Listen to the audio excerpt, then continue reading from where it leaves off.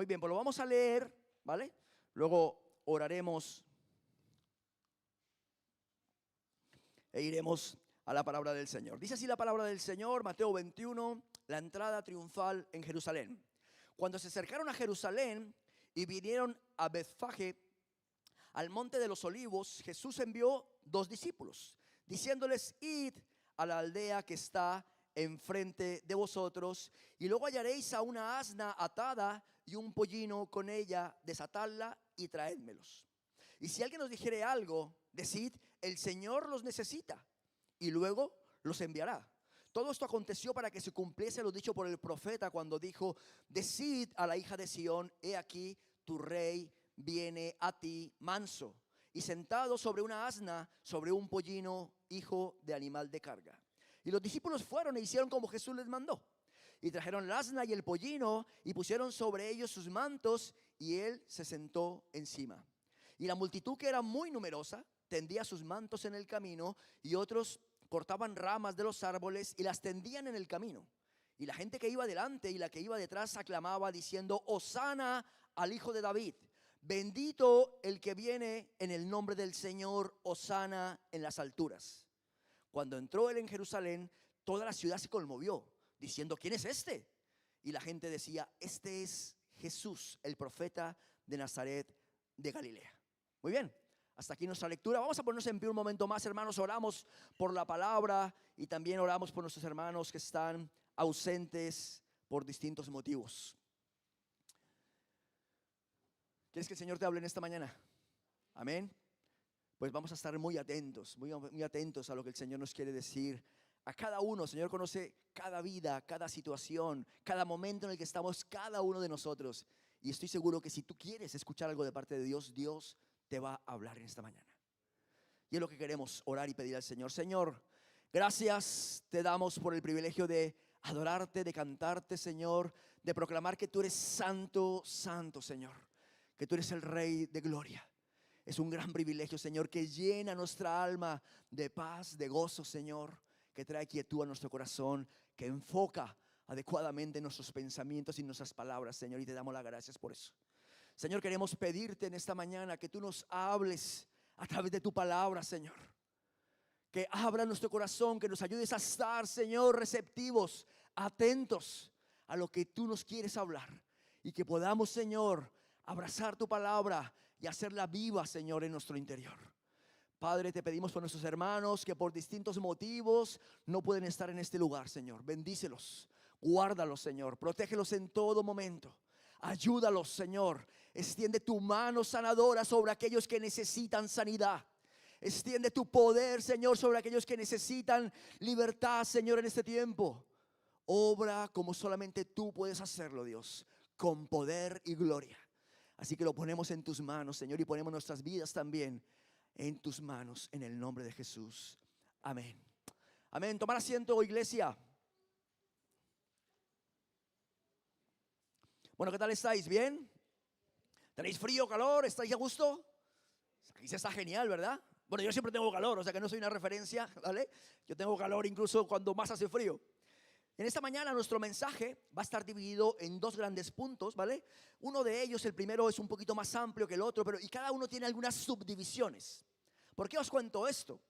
Para que estéis muy atentos, ¿vale? Para que no os perdáis un poco en el contenido. Realmente el mensaje solo tiene 2 puntos grandes, y por eso la importancia del bosquejo, para que tú puedas apuntar las cosas. No vamos a tener nuestro espacio que venimos durante este año implementando, nuestro espacio para aprender versículos, porque queremos permanecer en la palabra, guardar la palabra. Hoy he pensado que no, porque vamos a ver algunos textos del Antiguo Testamento, otros del Nuevo Testamento, así que prefiero que estéis muy atentos y que aquel que a lo mejor te llame la atención, tú te lo apuntes y luego durante la semana lo memorices. Además hoy tenemos a nuestros jóvenes, nuestro grupo prejuvenil y jóvenes entre nosotros, y yo espero que este mensaje, chicos, os despierte interés por conocer más a Jesús y por conocer su palabra. Así de que os animo a que estéis todos muy atentos. Hoy, como bien sabéis, hoy que se celebra el Domingo de Ramos, ¿verdad? El Domingo de Ramos es lo que se recuerda y lo que se celebra, es este momento que hemos leído nosotros en la palabra. La entrada triunfal de Jesús en Jerusalén, que se conoce, ¿no? Como el Domingo de Ramos. Y como sabéis, la fe cristiana en todo el mundo celebra este día en algunos lugares con mucha importancia. Y nosotros quizás no tanta. Pero los que somos latinos, ¿cuántos sois aquí? Venezolanos, colombianos, ecuatorianos, bolivianos, ¿no? Muy bien. Tendréis memoria, ¿no? Recordatorio de cómo se celebra en vuestros países, ¿verdad?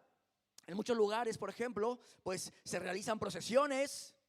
Se preparan ramos hechos con hojas de palma en forma de corazón, en forma de cruz, en forma de flor. Se lleva a la procesión para que sean bendecidos. Y luego, ¿qué pasa? Ese instrumento se lleva a casa y se cuelga detrás de la puerta o en la ventana, como un amuleto ahí para la buena suerte, para que no entren malos espíritus, ¿verdad? Es la tradición lo que mucha gente hace en este tiempo. En España, por ejemplo, quizá la tradición que me ha parecido más interesante, he preguntado a la web cuál es la tradición más interesante que se celebra en España, y hay algo que se llama el Día de la Burriquita, ¿vale?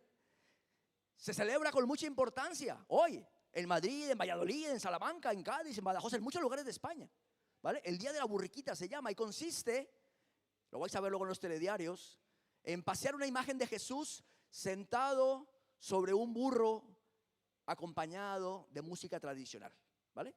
Una de las más multitudinarias en España es en Valladolid. Se dice que es una de las fiestas más importantes del año y miles de personas y niños acuden a este evento. Y he pensado, wow, cuántas tradiciones, ¿verdad? El burro, las palmas, la celebración, el recordatorio, el inicio de algo, la Semana Santa, cofradías, algo que llaman el paso, ¿no? Tiene que ver con procesiones, tradiciones, la bendición, la fiesta y tantas cosas durante esta semana. Y me he preguntado una cosa: ¿y qué pasa con Jesús? ¿Y qué pasa con Jesús? Porque el problema de las tradiciones es que desplazan a Jesús del centro de la fiesta. Hace un par de semanas analizábamos otro pasaje también y veíamos cómo Jesús entraba en confrontación directa con los religiosos porque estaban más centrados en las tradiciones que en los mandamientos y en la palabra del Señor. ¿Y qué podemos nosotros, que no creemos en las tradiciones, qué podemos aprender de un día como hoy, en el que para muchos es el inicio de una semana de descanso, ¿verdad? Una semana más cortita. Se va a trabajar hasta el miércoles. Esta semana, finalizando esta semana, preguntaba a un lugar donde fui a comprar algo. Bueno, ¿qué tal? Dice, wow, esperando ya que venga la próxima semana, que el miércoles ya cerramos, descansamos. Los niños estaban como locos, los jóvenes. El viernes, wow, descanso, vacaciones, ¿verdad? Semana Santa. Y la pregunta es, ¿y Jesús qué? ¿Dónde queda Jesús? Si como nuestro título lo declara hoy, Jesús es el Rey. Así hemos cantado, ¿verdad? Lo hemos declarado un montón de veces. Sin Jesús, si quitas a Jesús entrando en Jerusalén, ni palmas, ni borrica, ni olivos, ni música, nada tiene sentido un día como hoy. En una semana como la que vamos a iniciar, si quitas a Jesús del centro, nada tiene sentido. Nada tiene importancia. La gente ha estado preocupada durante estas semanas por el incremento del precio del combustible, el precio de los alimentos, el precio de los alojamientos. Y la gente dice, y encima en Semana Santa. ¿Verdad? Y encima, ahora que nos íbamos a descansar, ahora cuesta más llenar el depósito del coche, ahora cuesta más salir. Hay gente que dice, me he quedado sin vacaciones de semana. ¿Y Jesús qué? Nos preocupan una serie de cosas en este tiempo que no son lo verdaderamente importante. La Biblia dice que sin Jesús no hay descanso, hermanos. Ya puedes irte al mejor lugar de playa. Ya puedes irte al lugar más paradisíaco que te puedas imaginar, buscando el descanso tan anhelado. La Biblia declara que el verdadero descanso solamente está en Él, en Jesús, el auténtico Rey. Imaginaros Semana Santa sin tener en cuenta al Rey de los Santos. La Biblia dice que Jesús es el Rey de los santos. ¿Qué cantan los ángeles? Santo, santo, santo. Y tú quitas a Jesús, el Rey de los santos, esta semana no tiene ningún sentido. Es una semana como cualquier otra, sin Jesús. Así que nosotros vamos a enfocarnos para empezar esta semana con los ojos puestos en Jesús. Y el pasaje que hemos leído en la parte final dice que la gente decía: ¿quién es este que está entrando en Jerusalén? ¿Quién es este que forma tanto alboroto? Y decían algunos: es el profeta Jesús, el de Galilea. Eso no habían entendido quién era Jesús todavía realmente. Tenían un pequeño conocimiento de Jesús. Profeta era profeta, pero no era solo profeta. Otros ni siquiera sabían quién era. Curiosamente, la Biblia dice que la fama de Jesús se había extendido por todo el territorio. Pues había gente que estaba despistada, que tampoco sabía quién era este hombre, ¿no? Que había generado tal alboroto, tal desconcierto, que incluso los líderes políticos y religiosos del momento dijeron: ¿pero quién es este? Y a día de hoy, 2000 años después, Jesús sigue generando desconcierto en líderes, en políticos, en la sociedad. Y los versículos del 1 al 5 nos dicen: ¿quién es este Jesús? Jesús es el Rey prometido. Jesús es el Rey prometido. Posiblemente nuestro entendimiento acerca de lo que es un rey esté un poco condicionado por lo que vemos hoy en día en cuanto a lo que son las monarquías que aún existen, ¿verdad? Los reyes han perdido prácticamente toda relevancia en el mundo. Y sin darnos cuenta, posiblemente cuando hablamos de reyes, nuestra mente esté condicionada y pensemos en Jesús como un rey similar a los reyes que aún existen en algunas de las naciones, ¿vale? En donde son más una figura institucional, sin apenas autoridad, sin ningún poder, que cualquiera puede cuestionar. Jesús no es así, hermanos. Son figuras públicas que cumplen con ciertas tradiciones que están más enmarcadas en la vida política de los países, ¿no? Se presentan allí los políticos de turno, les saludan, les hacen una venia a los reyes, ¿verdad? Juran cosas delante del rey que luego no van a cumplir, ¿verdad? Así que posiblemente tengamos un poco distorsionada en nuestra cabeza la imagen de un rey. Y por eso es tan importante que nosotros miremos a la luz de la palabra al único y verdadero rey. El Rey de Reyes, que no tiene nada que ver con lo que a día de hoy se entiende como rey en la tierra. Muchos reyes de la tierra llegan a ocupar un lugar, este lugar de reinado. ¿Por qué? Porque han heredado algo de sus antepasados, una línea de sangre, ¿verdad? Les ha otorgado ese lugar. Algunos incluso han llegado ahí impuestos a la fuerza, se han impuesto ellos mismos. Nada tiene que ver esto con Jesús. Jesús no tiene que imponerse a la fuerza.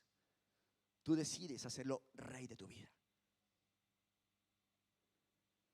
Y si se tratara de consanguinidad, ¿no? Solo Él merece el título, puesto que Él es el Hijo del Rey del universo, el unigénito, el único Hijo de Dios. Por lo tanto, Él sí que merece ese título, Rey. Los versículos, como decía, iniciales de este pasaje que hemos leído, vamos a mirar el 2, el 4 y el 5, dicen así: que Jesús le dice a dos de sus discípulos: id a la aldea que está enfrente de vosotros, y luego hallaréis a una asna atada y un pollino con ella, desatadla, traédmelos. Saltamos al versículo 4. Todo esto aconteció para que se cumpliese lo dicho por el profeta cuando dijo: decid a la hija de Sión, he aquí tu rey viene a ti, manso y sentado sobre una asna, sobre un pollino, hijo de animal de carga. Jesús le da a sus discípulos instrucciones específicas para conseguir ¿qué? Dice un pollino. Un pollino es un borrico joven. Y dice el versículo 4 que esto no es una casualidad, que esto es el cumplimiento de una profecía que escribió Zacarías aproximadamente 520 años atrás de este suceso. Zacarías lo escribió así, está en Zacarías 9, versículo 9, dice: alégrate mucho, hija de Sión, da voces de júbilo, hija de Jerusalén. He aquí tu rey vendrá a ti, justo y salvador, humilde y cabalgando sobre un asno, sobre un pollino, hijo de asna. Por lo tanto, este rey prometido, este suceso que celebramos, que recordamos hoy, ¿vale? 520 años aproximadamente, cada detalle se profetizó. Que habría un pollino que llevaría a un rey. Lo habitual es que las personas comunes y corrientes quieran conocer y acercarse a los reyes, ¿verdad? Lo habitual es que los reyes vivan en grandes palacios, en grandes en lugares preciosos, ¿verdad? Alejados del pueblo, alejados de la sociedad. Y lo maravilloso de este rey prometido, es que es Él quien decide acercarse a nosotros. Alégrate, tu rey viene a ti. Eso es lo más maravilloso que nosotros vemos en este momento, la entrada triunfal de Jesús, es que Él toma la decisión de acercarse al pueblo de forma humilde, sencilla, cercana. Y como bien sabemos, Filipenses 2 dice que Él decide despojarse de su condición de máxima realeza, de su condición de Dios, para venir, acercarse y morar entre nosotros. Y esto nos demuestra uno de los rasgos de este rey prometido, de este rey profetizado. Vamos a ver los tres rasgos, tres características que destacan este pasaje de este rey prometido. El primero de ellos es humilde. Llevamos varias semanas, si tú has estado atento a los mensajes que venimos escuchando en las últimas semanas, el Señor nos viene hablando acerca de la humildad de Jesús. El Señor nos viene retando a poner nuestra mirada en Jesús y en ese rasgo tan característico de Él, que es la humildad. De hecho, el miércoles pasado, en nuestro tiempo de oración, nuestra hermana Nieves nos compartía precisamente de palabras de Jesús cuando dice: llevad mi yugo sobre vosotros, aprended de mí, que soy ¿qué? Y humilde de corazón, y hallaréis descanso para vuestras almas. Y el domingo pasado nuestro pastor también tocó el tema de la humildad de Jesús y dijo lo siguiente: alguien que manifiesta humildad espiritual es aquel que reconoce su absoluta dependencia de Dios. ¿Os acordabais de esta frase? Pues yo he tenido que tirar de mi bosquejo. Yo me lo apunté la semana pasada, y cuando leía este pasaje y descubro que una vez más la Biblia destaca la humildad de Jesús, he dicho: anda, pues de eso predicaron el domingo. He ido a mi bosquejo, mis apuntes, y he rescatado esta frase que dijo nuestro pastor la semana pasada. Es alguien que reconoce absoluta dependencia a Dios. Y Jesús manifestó con sus palabras y con su vida absoluta dependencia, puesto que Él mismo decía que todo lo que hacía era lo que el Padre quería que hiciese. No sé si os parece sorprendente que 520 años antes de este acontecimiento, Zacarías describa algo que formaría parte del carácter de este rey, que sería humilde, y que el mismo Jesús lo ratifique con sus palabras y con su estilo de vida 520 años después de que fue declarado. Esto nos habla de que este rey al que nos estamos refiriendo no es un rey cualquiera, hermanos. Es un rey prometido desde muchísimos siglos atrás. Esto no es un rey del que te acuerdes cada año por esta época y al que celebras si el tiempo no lo impide. Porque si llueve, hay que dejarlo guardado, ¿verdad? No es un rey al que podamos tener como un elemento del que nos acordaremos de él si todo encaja y se puede celebrar las fiestas cuando encajan en el calendario. No pretendo que este mensaje sea una crítica a lo que otros hacen en este tiempo. Lo que sí quiero es que nosotros nos enfoquemos y nos evaluemos a nosotros mismos cómo vivir este tiempo, cómo vivir esta semana, cómo vivir esta etapa del año tan importante. Es verdad que aquí celebramos cada semana a Jesús. Celebramos su nacimiento, celebramos su muerte, celebramos su resurrección, celebramos su vida, su ministerio. Pero esta semana quizás es un tiempo importante para nosotros en el que una vez más dirijamos nuestra mirada a Jesús. Hebreos 12:2, puestos los ojos en Jesús, el autor y consumador de la fe. Y que no vivamos la Semana Santa de cualquier manera. Y no te digo yo que no disfrutes del descanso. De hecho, hemos planificado como iglesia no tener actividades para que las familias puedan descansar. Pero el descanso no es solamente tirarte a la bartola en el sillón, ¿verdad? Y hacer maratón de series, lo cual está muy bien. No, que sea un tiempo para nosotros de recordar que el Rey, a quien amamos, en quien decimos creer, no es como cualquier otro rey. Ese Rey prometido es humilde y además es justo. ¿A quién no le gustaría un rey justo? Un jefe justo. ¿Cuántos quieren tener un jefe justo? Ah, claro, ¿verdad? Un padre justo, un vecino justo, etcétera. Ponlo donde quieras. Porque la sola palabra justo ya es atractiva. Ya nos transmite algo positivo que todos deberíamos de recibir y de ser. Justos. He ido al diccionario de la Real Academia de la Lengua para ver qué define a alguien justo. Para no solamente pensarlo desde el tipo, desde la vida espiritual, sino también en lo terrenal. Y dice así: una persona justa es alguien que obra según justicia y razón. Muchas veces pasa eso con el diccionario, tampoco te aclara mucho las cosas, ¿verdad? Pero lo que viene a decir es que es alguien que no favorece a otros, a unos sobre otros, por algún interés personal. Lo cual ya es difícil, porque todos tenemos algún interés y tendemos a beneficiar a unos o a otros según nos convenga. Dice además que es alguien recto, equitativo, imparcial. Esto quiere decir que no busca el poder, que no abusa del poder, que no abusa del poder y busca el bien común, no solamente el beneficio propio. Otra explicación, dice, es alguien que da a cada uno lo que le corresponde. Reconoce los méritos y corrige los errores con imparcialidad. No castiga injustamente, pero tampoco deja pasar lo incorrecto. Qué buenas definiciones, ¿verdad? Y yo he pensado, ¿quién es así? No conozco a nadie así. Solamente pienso en Jesús. Solamente pienso que Jesús cumple cada uno de estos requisitos, ¿no? Muy terrenales, muy del diccionario de la Real Academia de la Lengua.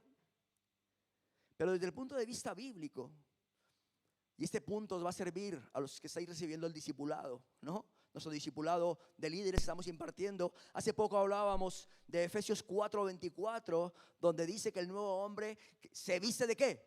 Es creado según Dios y se viste en justicia, santidad y verdad.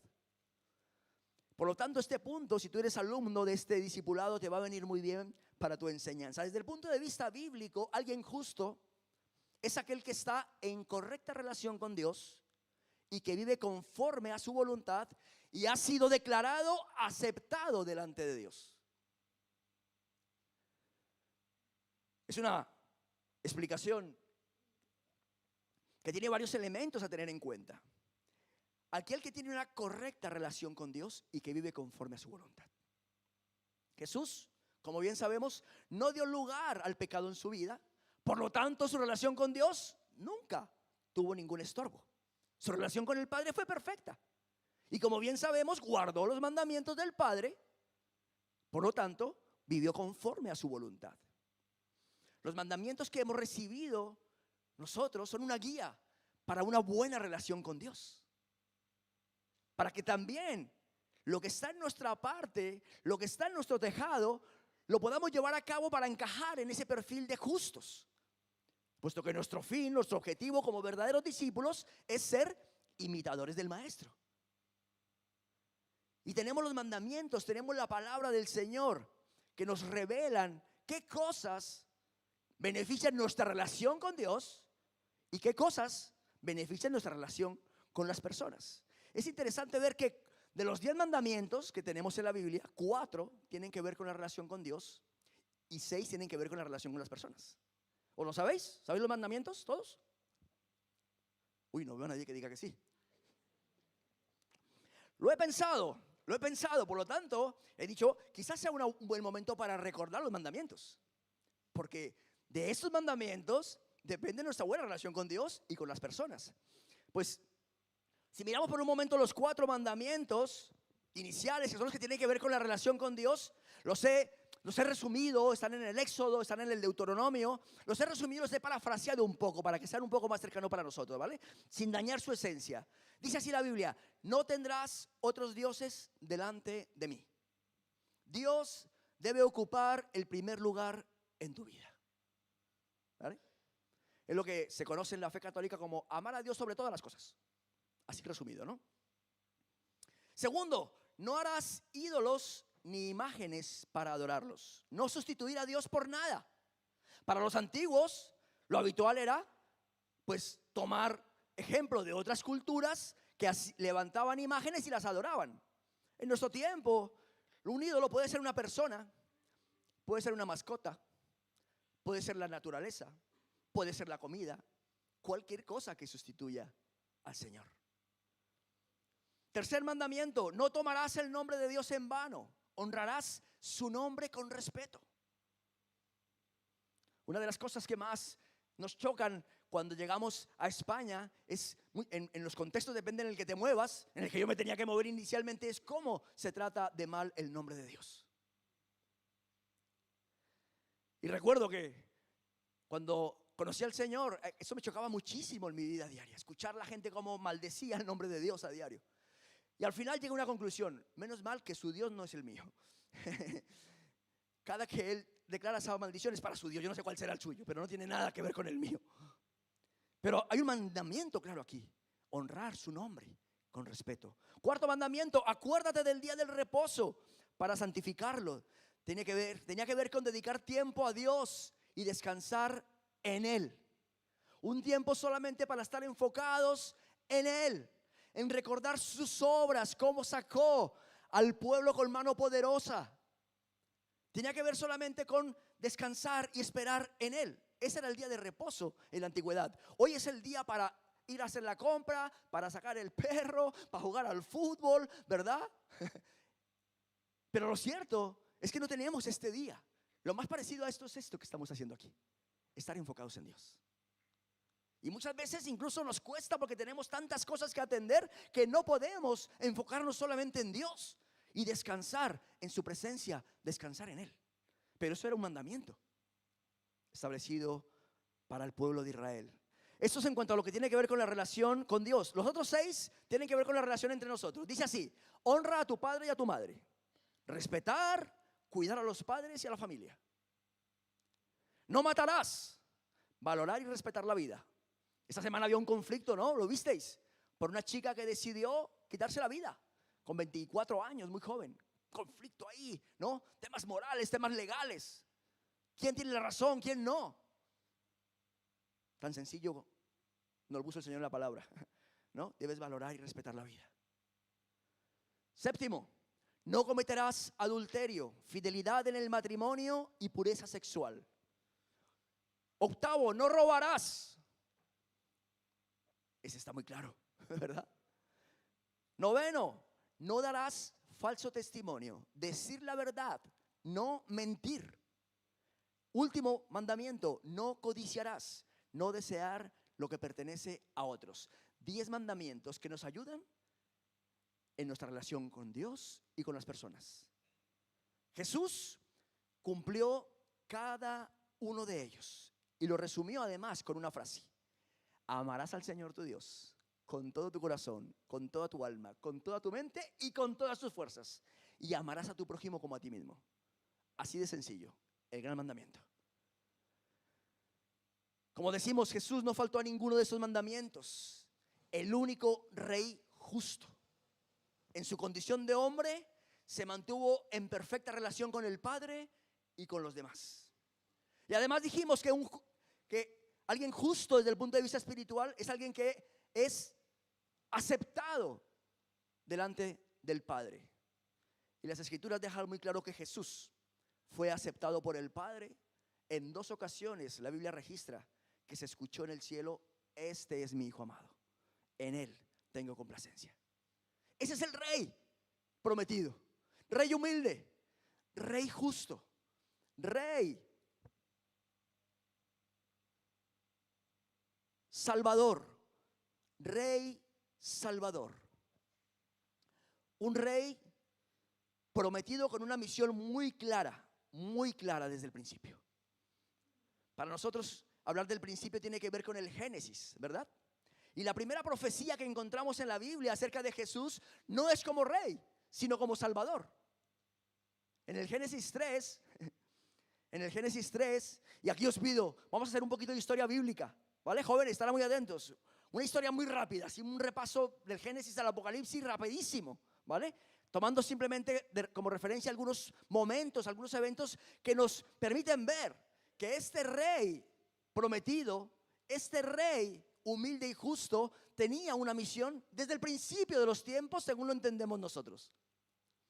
En el Génesis aparece el Señor dirigiéndose a la serpiente, a Satanás. ¿Y qué le dice? Le dice que del nacido de la simiente de la mujer, le aplastará la cabeza. Todos los teólogos y comentaristas bíblicos coinciden en que aquí comienza la esperanza de salvación para la humanidad. ¿Quién es el nacido de simiente de la mujer? Jesús. A Jesús se refiere directamente, ¿vale? Y lo que Dios le dice a la serpiente es: tú le herirás en el calcañar, ¿vale? Y está hablando de los sufrimientos que experimentará Jesús, el rey prometido, el rey salvador, cuando sea llevado a la cruz. Algo que recordaremos este próximo fin de semana, ¿vale? Tristemente, con procesiones vacías. Pero para nosotros no es así. Para nosotros este rey salvador es el plan de Dios desde el principio. Desde el mismo momento en que Adán y Eva incurrieron en desobediencia a Dios, ya el Señor dijo: se levantará un hijo de mujer que será el Salvador y experimentará padecimiento. Tú le herirás en el calcañar, pero él te aplastará la cabeza. Y si seguimos viendo las genealogías de la Biblia, los años, ¿vale? Os aconsejo que leáis, chicos, el Antiguo Testamento. Es apasionante, es súper interesante. Si vemos, por ejemplo, la Biblia dice que desde Adán, este momento del Génesis, de la caída del hombre, hasta Abraham, cuando Dios pone en marcha su plan de crear una nación a partir de un hombre, Abraham, han pasado aproximadamente 2000 años. Y por ahí pasó Noé, Enoc, Matusalén, ¿verdad? 2000 años. Y ya hay una promesa de salvación para la humanidad. Ya hay una promesa de un rey justo, humilde y salvador. Y conocemos bien la historia de Abraham, ¿vale? Sabemos que Dios pidió a Abraham que sacrificase a su hijo Isaac. Y que en el mismo momento en que Abraham iba a sacrificar a Isaac, Dios se lo impidió. Y entonces Abraham declara con su boca, seguramente sin saber muy bien lo que estaba diciendo, dice: Dios se proveerá de cordero para el sacrificio. Hace referencia a Jesús como cordero. Hoy hemos cantado dos canciones que hacían referencia al cordero, ¿verdad? Me encanta cuando las canciones confirman a mi corazón que lo que quiero compartir en la palabra es de parte del Señor. No sabéis cómo se usa el Señor, ¿eh? Se usa muchísimo en mi vida personalmente. Y Abraham declara: Dios se proveerá de cordero, ¿vale? Y es impresionante esta declaración de Abraham. ¿Por qué? Porque aún faltan 700 años para que Dios salve a su pueblo de la esclavitud en Egipto por la sangre de un cordero que debían poner en sus puertas. 2000 años después de Abraham, ¿vale? Diciendo que Dios se proveería de un cordero. Mirad lo que dice Juan cuando ve a Jesús acercarse donde él bautizaba. Dice: al siguiente día vio Juan a Jesús que venía a él y dijo: he aquí el Cordero de Dios que quita el pecado del mundo. Imaginaros, 2000 años después de Abraham, se repite una vez más que es Jesús, el Rey Salvador, el Cordero prometido, que es Jesús quien entregará su vida para salvarnos de nuestro pecado. Yo me he planteado aquí una pregunta: de verdad, cuando tú miras así la Biblia, estos acontecimientos, la cantidad de años, las profecías, ¿no? ¿Tú piensas que a Dios se le escapa algún detalle de tu vida? No se le escapa ni un solo detalle, ni un cabello de tu cabeza cae a tierra que Dios no lo sepa. Y a veces pensamos, pero Dios no me tiene en cuenta. Si es que Dios no cuida de mí. Si se ha ocupado absolutamente de todos los detalles para traer a nosotros la solución a nuestro verdadero problema, que era el pecado. He aquí el Cordero de Dios.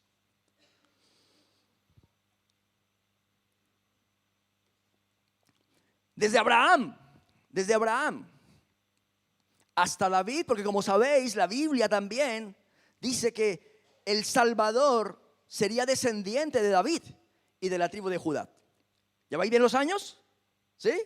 Adán, Abraham, 2000 años, ¿verdad? Abraham, Jesús, otros 2000.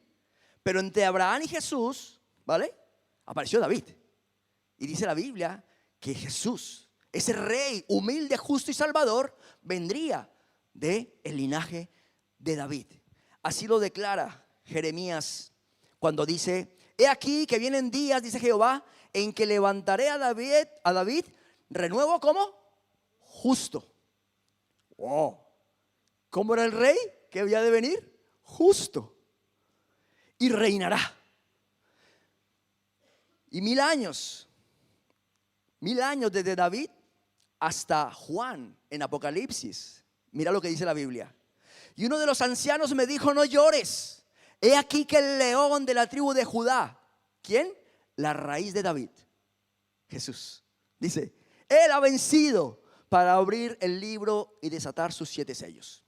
Son todos pasajes dignos de estudio, de profundizar, pero solamente he querido que pensemos, ¿no?, en este rey prometido, que no es como cualquier rey, que ya desde el inicio de los tiempos estaba previsto por el Señor que vendría, que sería el Cordero inmolado en una cruz, que sería el Rey justo, el Rey Salvador que nosotros necesitábamos. Y aquí, 1000 años después de David, Juan lo ratifica. La palabra ratifica que Jesús es descendiente de David. Y aquí le identifica como león de la tribu de Judá, otorgándole así autoridad, poder y realeza. ¿Qué tal vais con la historia? ¿Os gusta la historia bíblica? Avancemos. ¿Por qué? Porque llegamos al momento en el que José, esposo de María, recibe esas indicaciones. Le dice así el Señor: José, hijo de David, no temas recibir a María, porque lo que en ella es engendrado del Espíritu Santo es, y dará a luz un hijo y llamará su nombre Jesús. ¿Por qué? Porque él salvará a su pueblo de sus pecados. Cuando José recibe esas indicaciones, han pasado 1000 años desde David hasta que se cumple el nacimiento del Rey Salvador, del Rey prometido. Y más allá del número exacto de años, la Biblia presenta una historia totalmente coherente desde la caída de Adán hasta el nacimiento de Jesús y su ministerio, demostrándonos que la venida de Jesús no fue algo improvisado, sino el cumplimiento de un plan desarrollado a lo largo de miles y miles de años. Y creemos que la Semana Santa, ¿no?, solo es no estudiar o no trabajar, es recordar a ese Rey prometido. Ese Rey que desde el mismo momento en que el hombre cayó en desobediencia, Dios decidió enviarnos al Salvador.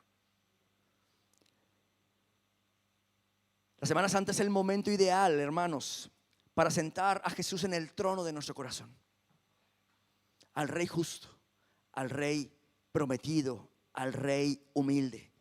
Dice la Biblia que Él es Alfa y Omega, principio y fin, autor y consumador de la fe, Cordero y León. Él lo es todo.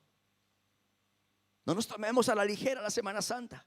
Enfoquémonos, pongamos nuestra mirada en Jesús. No es como cualquier rey.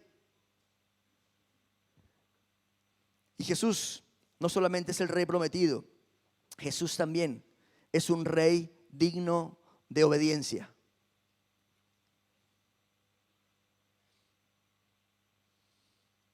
Jesús envía a dos de sus discípulos a buscar un pollino, un borrico, ¿no? Y les da unas indicaciones acerca de dónde lo van a encontrar. Y los discípulos obedecen sin cuestionar nada, ¿no? En muchas ocasiones nos centramos un poco en los discípulos para descubrir más, pues que no se enteraban de las cosas, ¿verdad? Que Jesús estaba enseñando una cosa y ellos estaban entendiendo otra. Que tenían el privilegio de estar con el maestro, pero que desafortunadamente muchas veces no entendían lo que estaba pasando, no conseguían entender sus enseñanzas, tenían conflictos entre ellos. Pero aquí vamos a destacar que en esta ocasión los discípulos, sin mucha información, obedecen sin rechistar.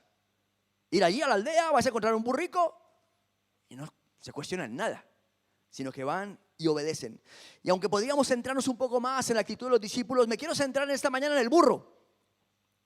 En el burro. Es un participante en este momento de la historia. No voy a decir que es un personaje, porque si no diríamos entonces que es una fábula. No, ¿vale? Es un participante de este momento de la historia de vital importancia, ¿vale? ¿Por qué? Básicamente porque su papel en la historia está planificada 520 años antes. O sea, tú imagínate que cuando Zacarías escribe, el Señor le está revelando que va a haber un pollino, que va a haber un burro preparado en el lugar adecuado, en el momento correcto, ¿vale? Y que Jesús va a enviar a buscar este pollino, este burro. Como sabéis, hermanos, la Biblia declara que todo ha sido creado por el Señor, le pertenece y le obedece a Él. Todo le obedece al Señor.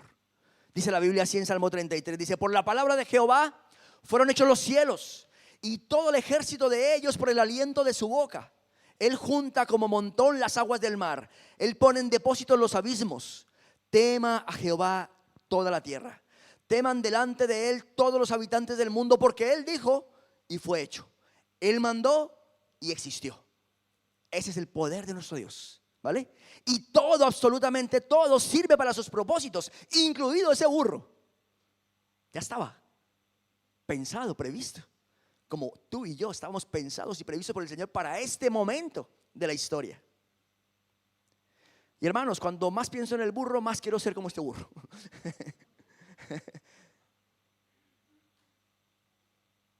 Este burro nos deja dos enseñanzas y con esas terminamos. Que el Señor utiliza instrumentos sencillos para propósitos grandes. Cualquier otro rey hubiese buscado el mejor caballo posible, el mejor coche, el más grande, una buena marca de coche, ¿verdad? Algo que le conceda, pues eso, autoridad, prestigio, reconocimiento. Pero la Biblia deja claro que Dios usa lo débil, ¿vale?, para avergonzar lo fuerte del mundo. Y ese es el caso del burro. Ese es el caso del burro. Imaginar lo impactante de la escena: los líderes romanos con sus carruajes, con sus caballos, con sus tropas, con sus grandes ropajes. Los mismos religiosos con sus mantos imponentes viendo a Jesús montado en un burro. Y la gente proclamando: Hosana, Hosana, que traduce literalmente: sálvanos ahora, te rogamos que nos salves. Esto es lo que gritaba la gente. Y como ya hemos dicho, Jesús es el Rey Salvador. Pero la gente que quería ser salvos de la opresión romana. No entendían realmente el verdadero propósito de Jesús.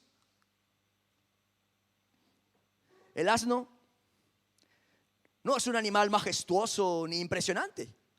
¿Habéis visto alguna vez un burro? Sí, ¿no? Los que hemos tenido experiencia de vida de campo conocemos los burros, ¿vale? Es un animal que no crece mucho. Es un animal torpe hasta cierto punto. No es atractivo, no es bonito. Lo dejas por ahí y se alimenta solo, ¿verdad? Tiras de él pues cuando lo necesitas. Cuando lo necesitas. Y está claro que al ver cómo Dios ha usado este tipo de animal, que Dios usa instrumentos sencillos para cumplir propósitos grandes.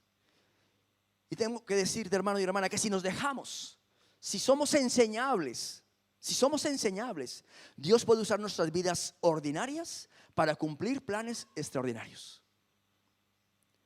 Dios se complace en usar lo débil para su gloria. Y nosotros insistimos en darle gloria a los hombres. en darle admiración a los hombres, cuando eso es totalmente contrario a lo que Dios quiere hacer. Dios quiere usar vasos de barro, vidas ordinarias, para hacer cosas extraordinarias. Tan solo tenemos que dejarnos usar. Señor, yo quiero ser como este burro. Yo quiero estar en el lugar adecuado, en el momento adecuado, para que tú me uses. Así como pensaste 520 años atrás la existencia de ese burro, para cumplir un propósito maravilloso, llevar a lomos al Rey de Reyes, al Rey Salvador, al único y sabio Rey. Así quiero, Señor. Si para algo sirve este burro, Señor, úsalo. Yo no sé cómo te sientes, quizás que no tengas, piensas que no tienes nada que ofrecer al Señor. Genial, genial. Ya solo hay que decirle al Señor, quiero ser como ese burro.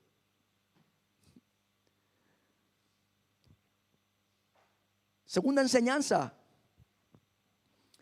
que podemos sacar del burro: el mejor servicio es llevar a Cristo a otros, ¿verdad? Este burro, este asno, tuvo una misión clara: llevar a Jesús en medio del pueblo, acercarlo a las personas, acercarlo hasta Jerusalén, para que 5 días más tarde se cumpliese el plan perfecto de salvación para la humanidad. Y ahí estaba el burro, llevando a Jesús. Servir al Señor, hermanos, hermanas, es transportar a Cristo hacia el mundo. Ese es nuestro verdadero llamado: ser testigos suyos, reflejarlo, hacerlo visible, que otros quieran adorarle. Allí estaba el burro llevando a Jesús y la gente adoraba a Jesús. El burro no importaba. El siervo fiel, el siervo que el Señor está buscando, es aquel que no está interesado en recibir reconocimiento, sino todo lo contrario, que mientras hace su siervo, su labor de siervo, de burro, el Señor se ha exaltado, el Señor se ha glorificado. A nadie le importaba el burro. La gente, viendo entrar a Jesús, le adoraba. Y si algo, para algo podemos servir nosotros en este tiempo, tomando ejemplo de este burro, llevémosle a Jesús a la gente. Acerquemos a Jesús a la gente. Este mes, el 12 de este mes de abril, tendremos nuestro próximo culto evangelístico. Ven a ver. Tenemos un invitado especial, teólogo, escritor. Yo no sé qué más es, Andrés. ¿Tiene más títulos? Tú lo conoces mejor. Escritor, ¿no? Ingeniero. Bueno, un hombre conocedor, ¿no? De la Biblia. Le tenemos invitado. Es una buena oportunidad para actuar como burros, ¿no? Traigamos a alguien a Jesús. Llevemos a Jesús a alguien en este tiempo. Aprovechemos esta gran oportunidad.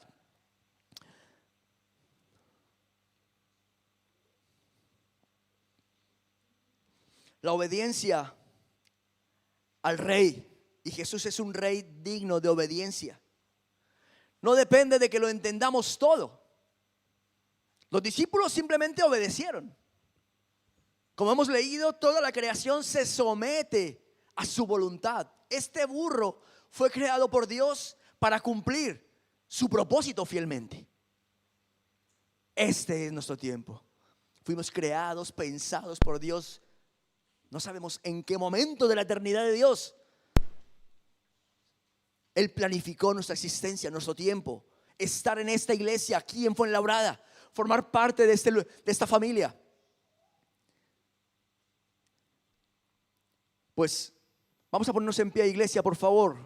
Te quiero dejar este reto, que esta Semana Santa no dejemos fuera al Rey prometido. Que puedes ir a descansar, hazlo, pero recuerda, no dejes a Jesús fuera. Que puedes quedarte en casa, que puedes irte al pueblo, que no tienes trabajo, que no tienes colegio, está muy bien, pero ese no es el verdadero propósito de la Semana Santa. Es puesto los ojos en Jesús, el Rey Salvador, el Rey prometido, el Rey justo, el Rey humilde. Eso es Semana Santa, hermanos.